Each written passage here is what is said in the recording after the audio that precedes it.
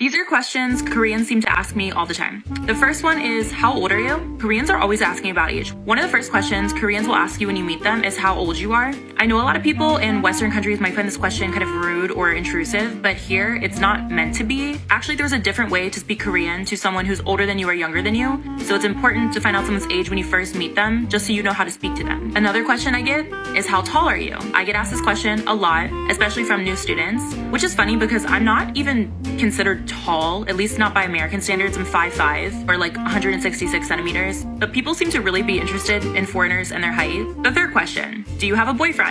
I've never seen couples culture like this in America. In America, I think it's pretty normal to be single. In America, if you're single, people kind of just see it as like a personal decision. It's not a big deal. But here, if you're single, people like automatically assume that you're looking for a boyfriend or that there's some reason that you haven't found one yet. And they kind of expect everyone to constantly be in a relationship. So if you don't have a boyfriend, they'll start asking you like, oh, like why? I think you'll get a boyfriend soon. Also, couples are shoved in your face here. There's so many couples holidays, so many like couple traditions. Like couple culture is a huge thing here. So it seems like a lot of Koreans are obsessed with being in a relationship. The next question I get.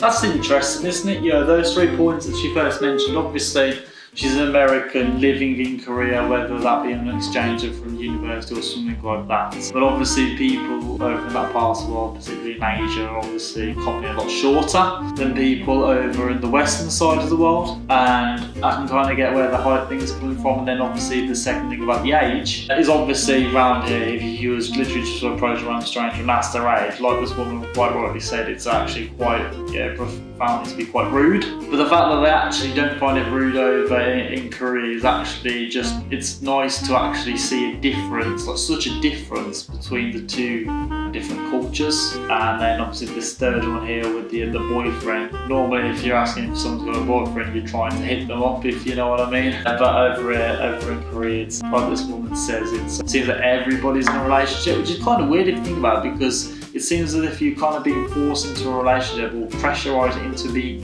into a relationship just because everyone else is in a relationship. So if you're not happy in your relationship and obviously you're a permanent resident in Korea, what are you meant to do? Just leave them? Because then surely everyone will just literally look down on you and just be asking you why you're not in a relationship anymore, and you probably wouldn't want to go through that hassle anyway, so it's even worth it at that point. So I'm not so sure. Let's carry on watching. I get asked all the time, is this my natural hair color? Yes, my hair naturally grows in brown and then turns blonde. And a lot of times when I tell Koreans that this isn't my natural hair color, they're like, no way. I need to get my roots done. I know. Next question, what's your MBTI? Koreans love MBTI. They really do think that this tells everything about a person. And you know what, like, I do agree. This is more valuable information to learn about someone, more so than like a horoscope or an astrological sign. At least this kind of has like some sort of scientific backing. Everyone in Korea knows their MBTI. Everybody wants to know each other's MBTI when they first meet each other. And in case you're wondering, I'm an INFP, an INFPT.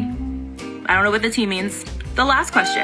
I don't really get this question anymore, but when I first moved here at the beginning of 2021, a lot of students and people in general, when they find out I was American, they'd immediately ask me if I like Trump, which is a very awkward question. Also, in case anyone cares, no, I didn't like Trump. So she's been there since she was since 2021. She's up to 3 years now, and must be on some sort of exchange, or she's obviously permanently moved over there. And my biggest takeaway from that there at the end was like, what the hell is an MBTI?